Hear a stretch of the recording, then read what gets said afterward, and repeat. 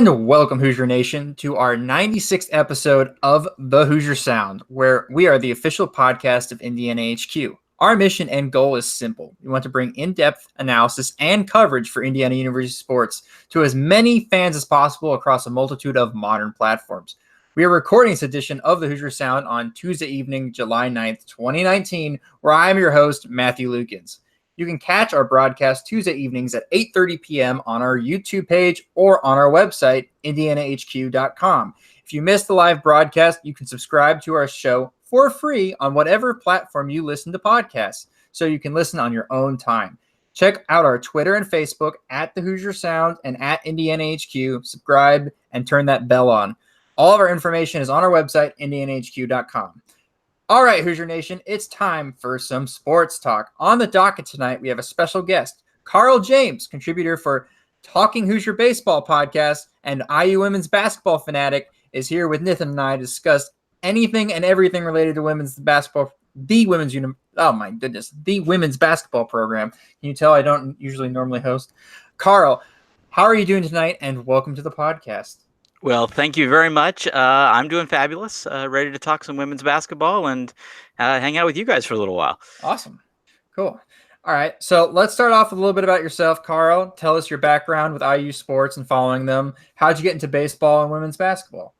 All right. Well, I was into IU sports growing up a long time ago, mostly because of my dad. We didn't live in Indiana, but my parents were from Indiana.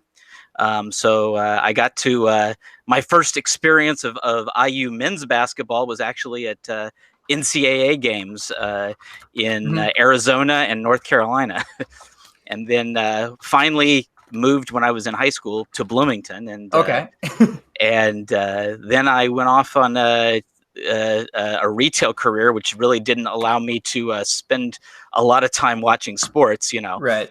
Yeah, other than, occasionally walking by the TV department and seeing, sports on the TVs, but you really couldn't really follow it. So once I got out of that, I then discovered both the baseball team and the women's basketball team.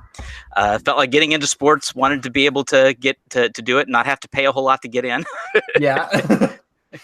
And found that they were two very interesting and exciting sports to watch and to follow, and I got to learn a lot about and get to meet some neat people, and also I have I've got kids, and this gives them an opportunity to those are programs where you actually get to interact with the players a lot, and you get to you can get really good seats, all that stuff's there, and you can really get involved, and it's just a lot of fun. Yep. All right, so moving on to the women's basketball program itself. I know we can't start talking about the women's basketball program without mentioning Teri Moren, the head coach. So, Nathan, take it away with the first question about Teri. Yeah, no, thanks, Matt. It goes without saying that we can't really talk about the current women's basketball team without talking about the head coach, Teri Moren. She's going into her 7th season coming up here. What has she mentioned? What has she meant to the program, and could you describe her style of coaching? Yeah, it's interesting because I first started following the team when Curt Miller was the coach, and it was a very big change between Curt Miller and Teri Moren. Both are really good coaches, but Teri Moren, at least in a basketball strategy, had a completely different philosophy. She was very defense first. And the defense first concept is that's kind of your baseline. You can always fall back on defense. You're not hitting your shots. You can at least make stops and then just score enough points, to win a game. And the team has relied on that a few times. You're not going to beat a team like Maryland doing that, but there are, but there are plenty of good, solid teams that you can beat on a bad shooting night with defense. So that's been kind of her philosophy. While Curt Miller was much more of a get as many shooters out there and chuck it from the cheap seats. So she's focused defense as a foundation, and she talked about that, harped on that from day one. which is interesting because after a year there were a ton of transfers. I think she pushes her team really hard, and sometimes I'm just guessing on this part because obviously I haven't talked to these people, but a lot of people leave after that, and you kind of say, oh, maybe they just didn't quite fit the mold that she was looking for. Maybe this is a lot harder than they had anticipated. So, I think hard work, really putting in a tough effort, being loud, communicating, working as a unit on defense are her primary philosophies. And her early success was off of taking players that she had inherited and molding them. Why I talked about the transfers, but there were a couple of players, and I think Jen Anderson's a good example of a player who had been with Coach Miller, did not see success, and then did see success under Coach Moren. So there was a bit of that, and that was her first success. Her first 2 recruiting classes did not pan out at all. The only one that got to a senior was Kim Royster. But then her 3rd recruiting class, moving on, have just continued to build up the talent. So the recruiting took a little while to kick in, and then she patched the holes with some transfers, and they're in a pretty good spot now. All right, so let's rewind for a moment to the end of last year. How would you describe IU's historic NCAA tournament run, and how significant was the team's success in March Madness for the program as a whole?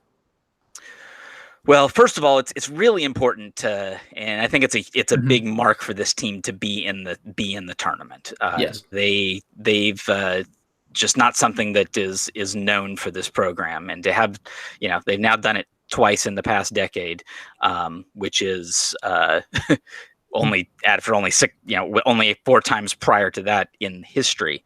It's a big deal for the team to put a resume together to be able to make the tournament. And then in each of those appearances, they've managed to win in the first round. So that's again another big accomplishment. And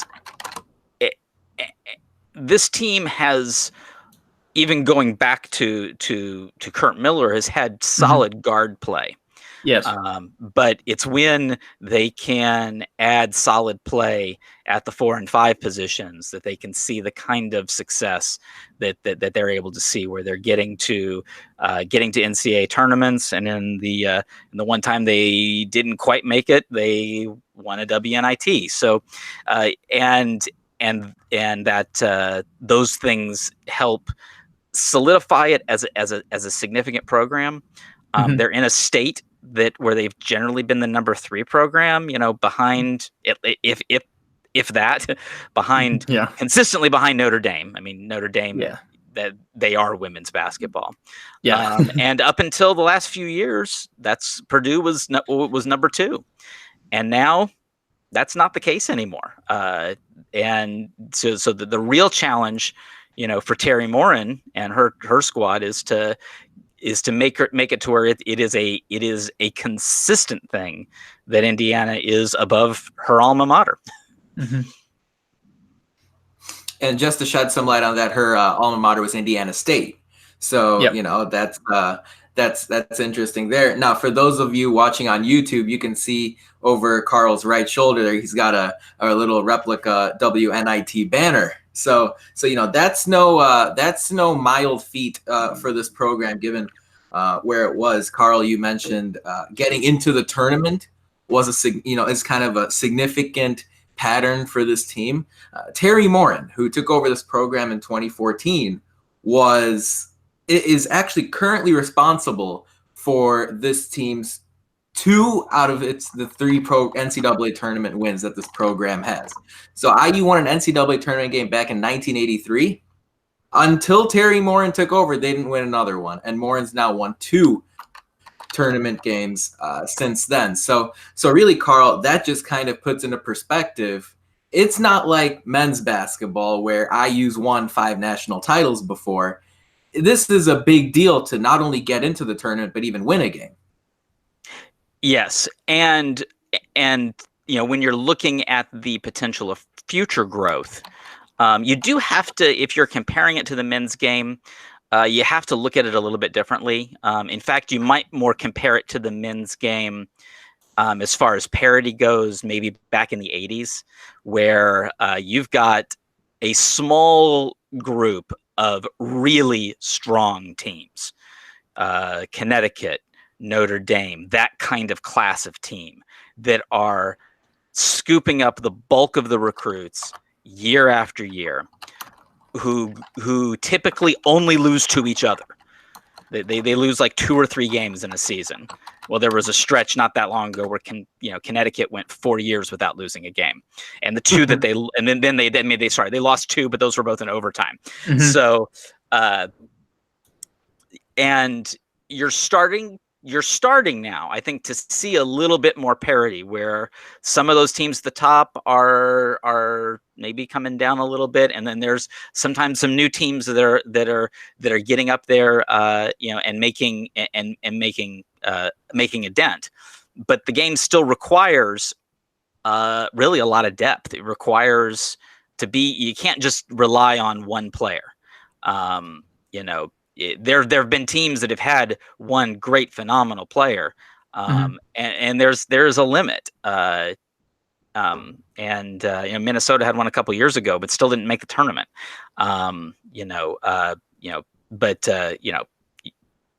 You might be able to have that one player and then be able to put enough of a supporting cast around. I think Iowa did that last year with Megan Gustafson, and managed to make a run. And it'll be interesting to see if Iowa can leverage what they did in their future recruiting classes to make it to where the Big Ten is not just a Maryland, Ohio State affair, which for the most part, it has been. But Iowa shook things up last year, But despite turning over almost its entire team, Ohio State came roaring back. And Maryland is continuing to be Maryland. Yep. So if Indiana really wants to do something, they're going to have to make a goal of going after those teams, in the hopes of winning a league championship. I think that's the next mark they're really going for, is to try to win a Big Ten championship. All right. So each week we do a social media shout out. This week's social media shout out is keeping on the trend of IU basketball players. We're going to go with Noah Vonleh, who got that bag from the Minnesota Timberwolves. So congrats, Noah. If you want to go follow him on Instagram, his Instagram handle is Noah Vonleh. And then his Twitter handle is also at Noah Vonleh. So again, just like Thomas Bryant last week, keeping it really easy. Also, continuing our social media shout out segment, go follow Carl on Twitter at Jovian. That's Jovian 34. Don't forget to give us a follow on Twitter as well, at Indiana HQ, and on Instagram at Indiana.HQ. So go make sure while you're watching the podcast, you're going and following us. Carl puts out great content on his Twitter, so go ahead and follow him. All right, so moving on, next season. So we have a Twitter question put in. We got Chris F from Twitter. Any freshmen look to play a major part of this season? Speaking of recruiting, how has Teri Moren changed the landscapes of recruits to come to Indiana? So which freshmen are going to play a major part, and how has Teri Moren changed the recruiting landscape for the IU women's basketball program? Okay. To start with freshmen, let's. I think you kind of got to start with Jory Allen coming from Bedford. Jory was Miss Basketball. She's a 6'1" forward. We're familiar with the Allen family. And this is actually kind of an interesting story. Her older sister, Jenna Allen, had been committed to come to IU under Kurt Miller. And when the coaching change happened, when Teri Moren came on, she decommitted and then ended up playing her career at Michigan State. Okay. And so IU has seen a lot. And if you really think about it, over the last 3 years, if there's been a rivalry within the Big Ten it's been Indiana and Michigan State. Yep. Culminating in that 4 overtime game a little over a year ago. And so seeing a lot of the Allen family, Jory herself would be on the sidelines wearing Michigan State gear. Yep. But you got to root for the family, and right. and she's but to see that, and then for Teri Moren to be able to, after the kind of rough situation, to rekindle the relationship with the family and be able to convince Jory Allen, who may be an even better basketball player, to come right up the road and play basketball at Indiana, given how what she's capable of. That's a big deal. And I think she could factor in. She's unlike her older sister, she's probably sized more as a 4 than a 5. Though I would not be shocked to see her get time at the 5, simply because that is going to be the big question marks, I think, for this team are going to be for the next year, going to be at the 5. So how much time is Alexa Goulbe going to be able to put in that role? Is Mackenzie Holmes going to be another freshman? Is she going to be able to put in significant minutes right away? And that is so rare among bigs that they can put in significant minutes right away. But quite frankly, there's not many other options. You've got Brenna Wise and Alexa Goulbe. They each can't play 40 minutes. I know Teri Moren pushes some of her players to play that long, but Alexa Goulbe has a penchant for getting into foul trouble. Yes. And Brenna Wise has been able to put 35 minutes into a game, but those are grueling positions. That's up and down the court completely. They're not small people. There's gonna have to be the Jory Allen and Mackenzie Holmes are probably gonna really need to be relied upon to put in some minutes if this team intends to be successful, to have successful players in the post this coming season. And just to zoom out a little bit, for those of you listening who may not be real devoted fans, so just think about this. IU last year won an NCAA tournament game. They graduated 1 player, and now they're adding 2 big-time freshmen in Jory Allen and Mackenzie Holmes. And how important are they? How talented are those 2 freshmen? Well, when you look at ESPN's rankings, both Allen and Holmes are ranked in the 50s nationwide. Allen, I believe, is 52nd. Holmes is 53rd. So you're talking about a couple of top 55 recruits that are getting added to the mix as well. But as Carl said, there will be some adjustment process, and it'll be interesting to see how that plays out. But Carl, as we kind of expand to the entire team, who are some players for fans to watch out for this upcoming season? Well, I would say the person I'm really, really looking for an overall team would be Jalen Penn. You look at her; she was suffering. She really improved her shooting game over her sophomore year. Yep. Even though I think her overall game suffered so much because of the nagging injury that she was facing throughout the season. And I felt she did a lot better in the tournament. And I think part of that was because the women's Big Ten tournament happens a week before the men's, but the selection show and the NCAA tournament happened at the same time. So there's basically a 2-week gap there. The team got 2 weeks to get healthy, to rest up and get healthy, and then be able to go out west and win a tournament game. I don't think there's a coincidence in that. And if Jalen Penn can have a full healthy season without the nagging injury, watch out. I think her shooting can only get better, and then be able to add more defense to it.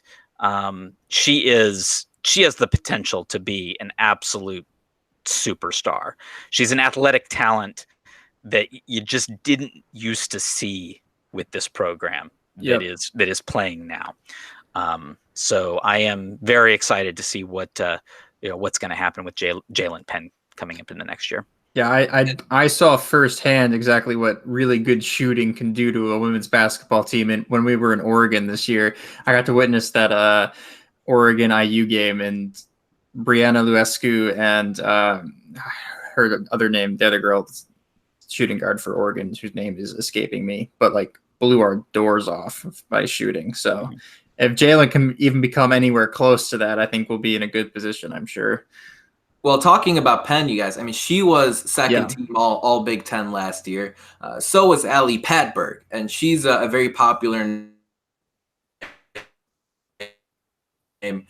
Just recently, Patberg, also for Indiana Miss Basketball, was granted a 6th year of eligibility. So she's going to play for the women's team for not only this upcoming season, but one after that. Carl, can you shed some light on Patberg as a player and what IU fans can expect for the upcoming years?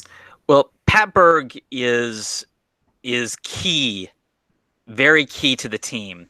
Yes. And part of this is in the way Teri Moren runs it. Teri Moren herself was a point guard. So throughout her time at IU, she's actually now, even with all the years she's been with the program, is still only on her 3rd point guard.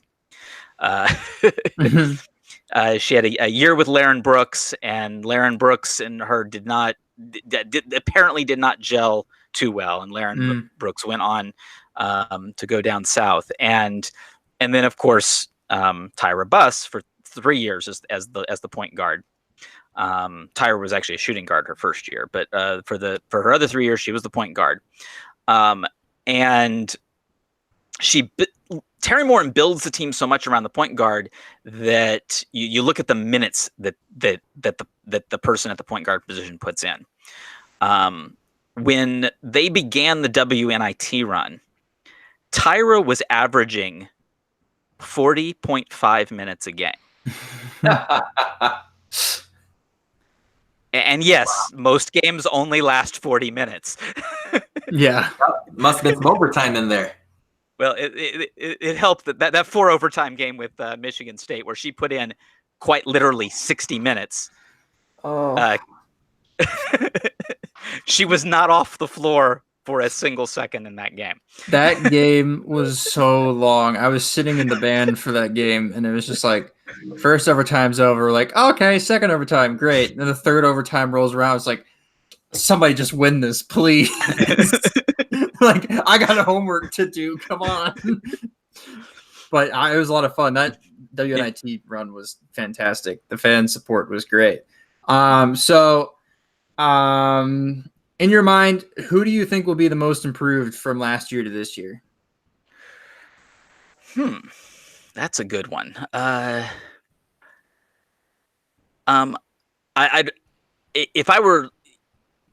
thinking that if I'm the staff, I'm really hoping to see some major improvement from Alexa Goulbe.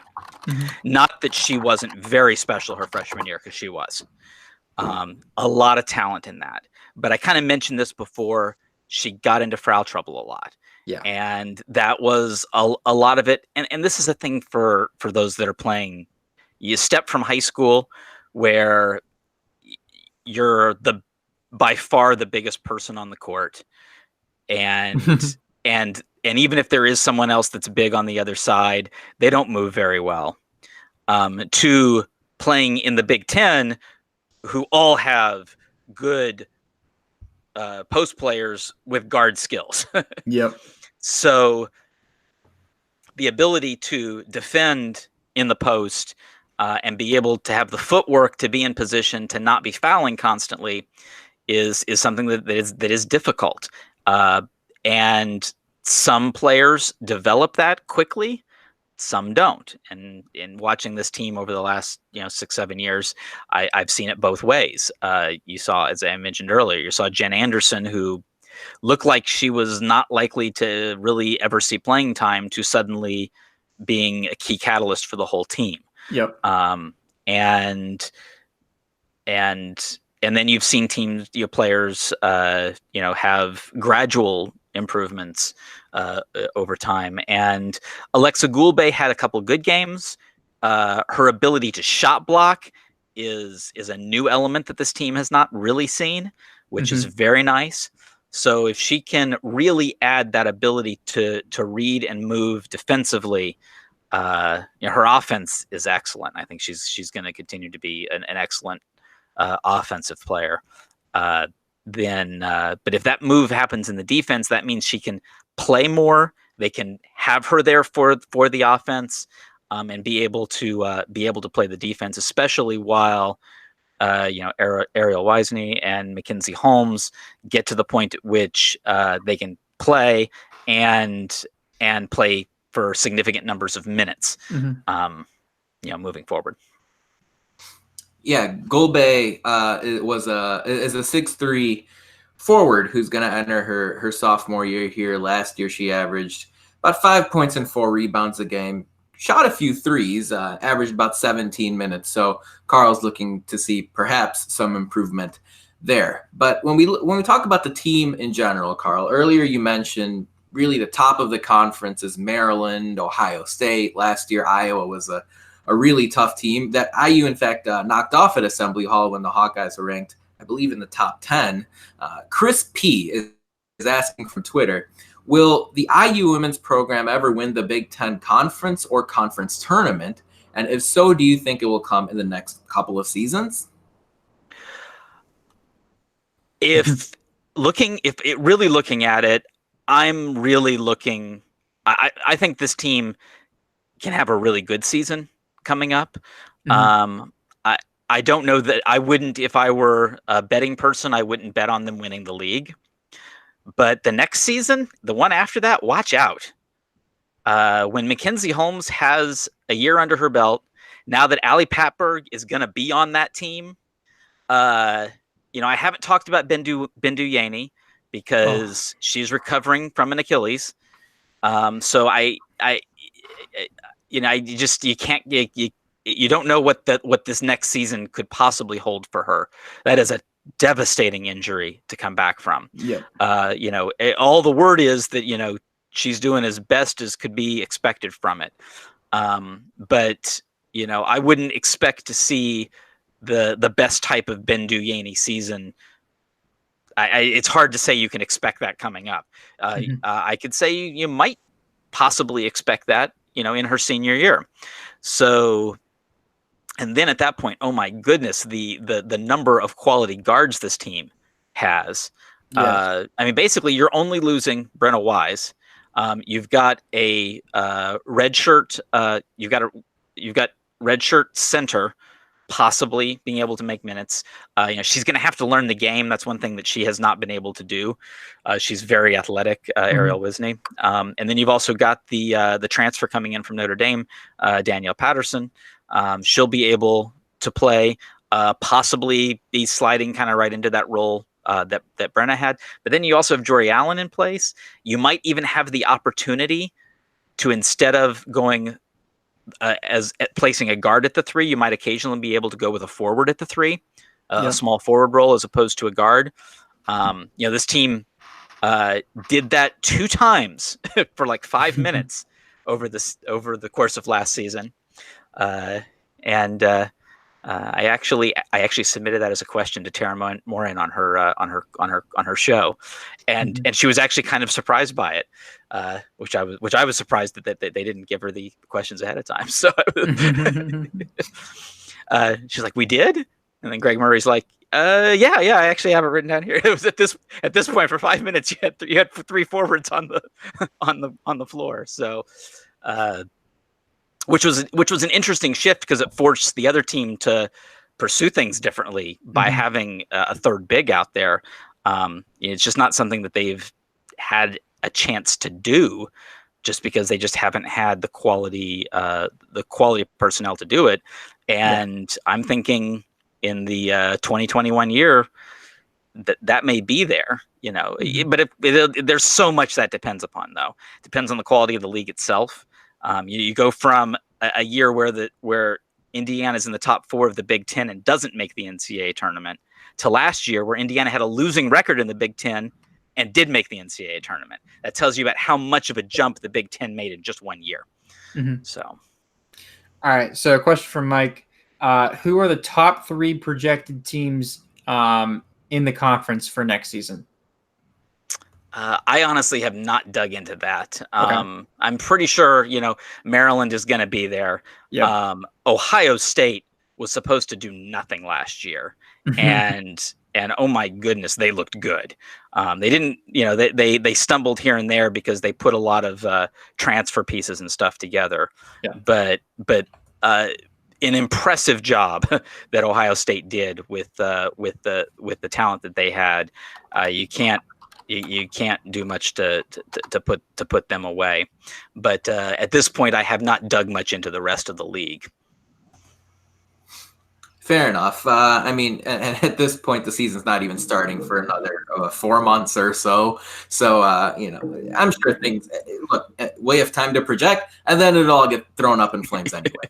So, you did mention earlier that the top is sort of coming back to the pack in the women's game, but generally speaking, it's been a game where the top few teams have generally dominated the field.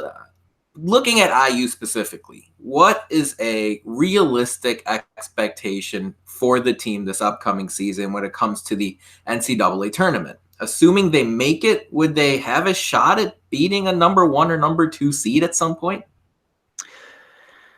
A number 2 seed, maybe. Number 1 seeds, oh my goodness, those are good ball clubs.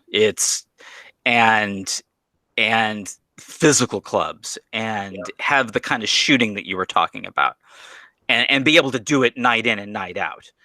Indiana can put a good shooting game together, and then can have games where they have to rely on that defense I told you about. But that defense isn't going to work on teams that can shoot NBA style 3-pointers.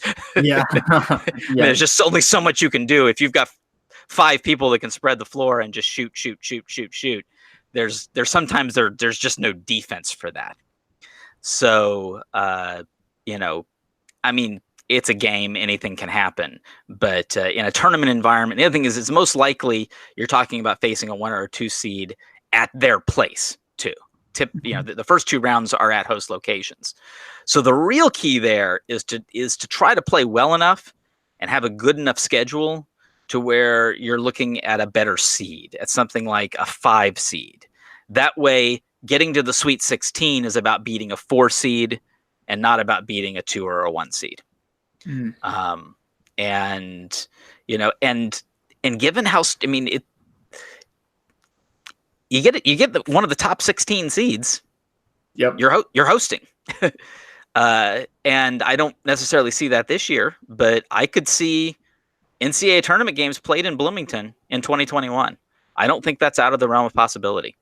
This team could get a 4 seed and could end up.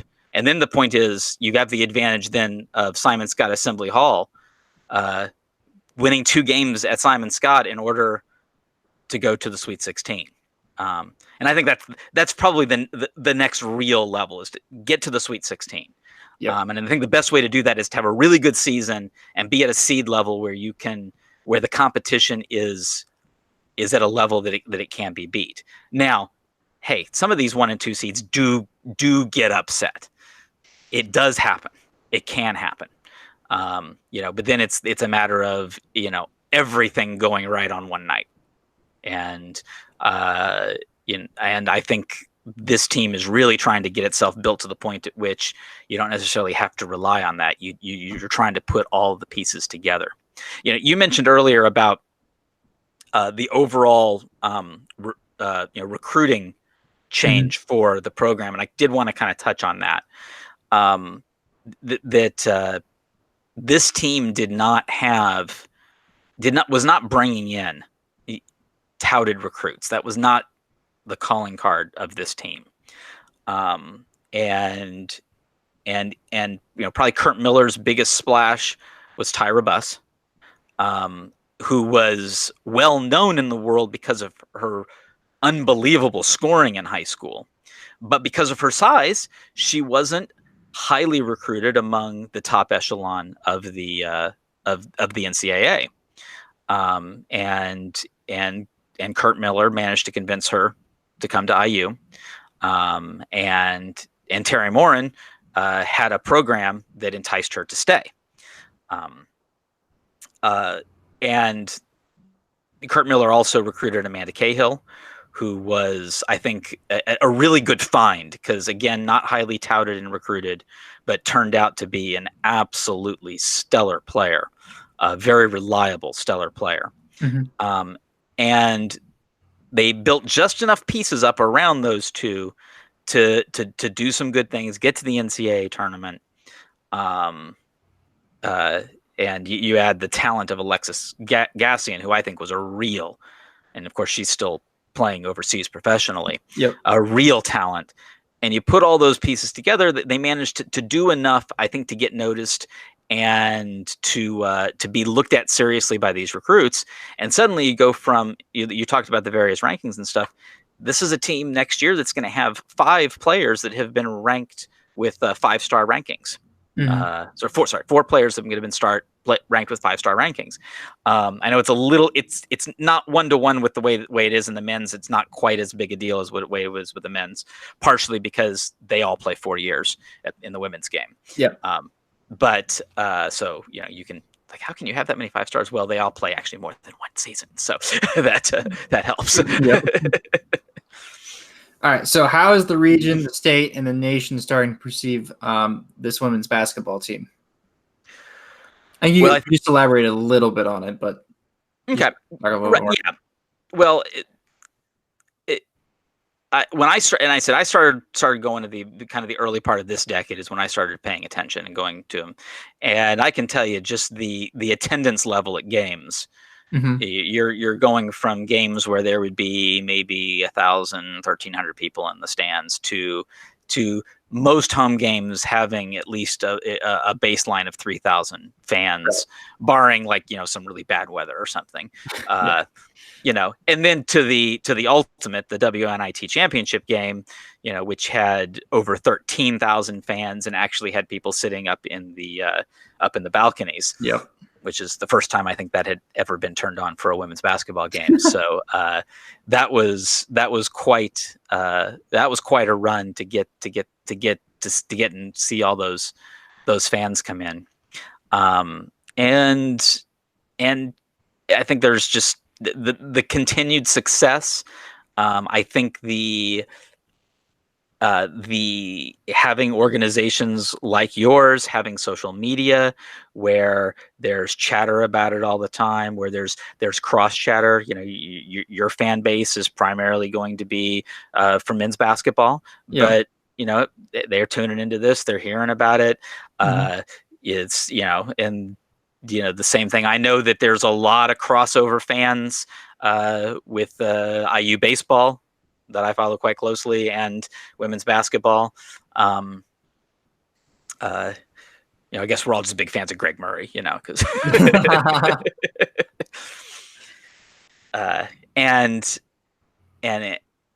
so there's a lot more notice about it. You're hearing even some of the larger local sports personalities mention it,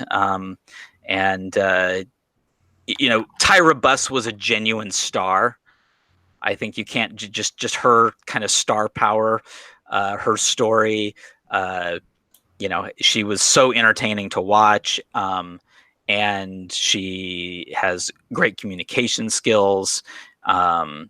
She had a giant social media following. As and as you bring fans in, a lot of the kids go down and interact with the players after the games. They sign autographs. The players sign autographs after every home game, regardless of the situation. They're all down there.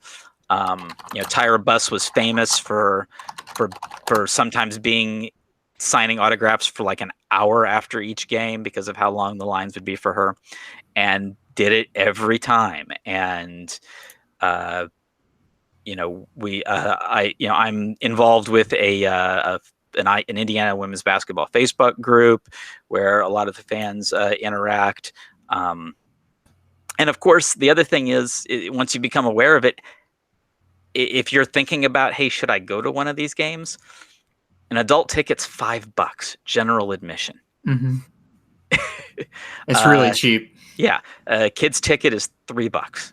Come to a game.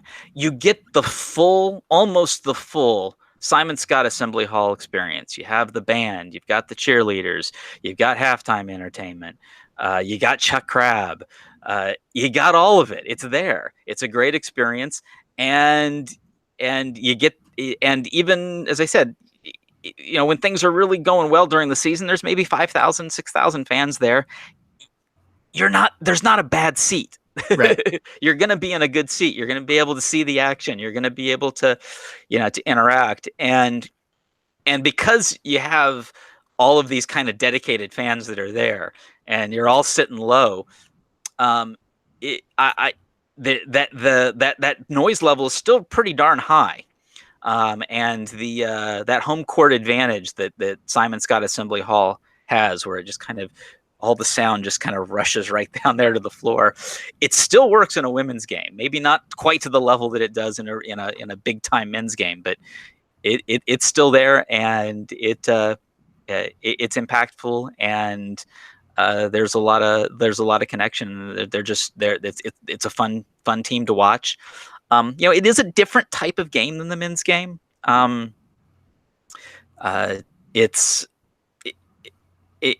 You're not quite seeing as much of the outright athleticism, although this team does have athletes. Yes. It's not a display of athleticism. It's much more of a contest, and you have different types of teams with very different strategies. I always circle and dread when Northwestern plays Indiana because of just how relentless they always are on defense, and how they can make just teams look stupid. Mm-hmm. But you got to tip your hat to them, because that their coach there, he's been there for a couple decades, and doesn't have the best talent out there, but oh my goodness, he coaches them to play a style of defense that just really makes teams struggle. And Indiana really focuses, and I think this is, if there's another point you'd asked about, Teri Moren's philosophy, mm-hmm. they really take a look at the best offensive player on the other team and figure out a way to take that player out of the game. Yeah. Or at least to make it to where they're not going to be the factor that's going to cost the game. I think you look back to, Iowa last year, which was a phenomenal game. Mm-hmm. And they found a way to limit. They didn't eliminate her, but they limited Megan Gustafson and kept her from being able to win that game for Iowa. Right. And they've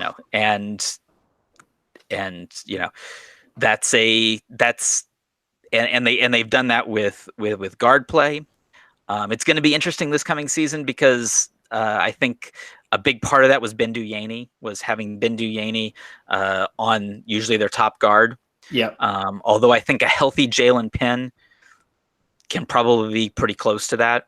Mm-hmm. And then the other piece of that, is that, Lindsay Marchese made the decision to transfer. Lindsay Marchese was not the biggest offensive player by any stretch. No. Just wasn't much of an offensive factor, but I can tell you they weren't going to win that Iowa game without her. No. Her ability to play on Gustafson. She was the only real defensive answer they had for Gustafson. Mm-hmm. But what I'm hoping is that Gulbe can move into that and improve. And then you've got Holmes and Allen, who might be able to step into that as well.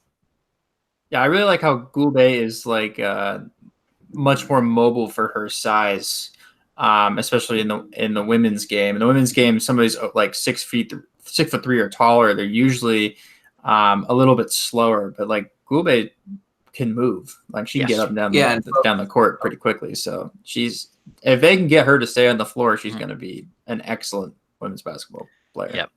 And I'm hearing that is Mackenzie Holmes too. And then Mackenzie really? Holmes, she likes to run. She runs with guard skill.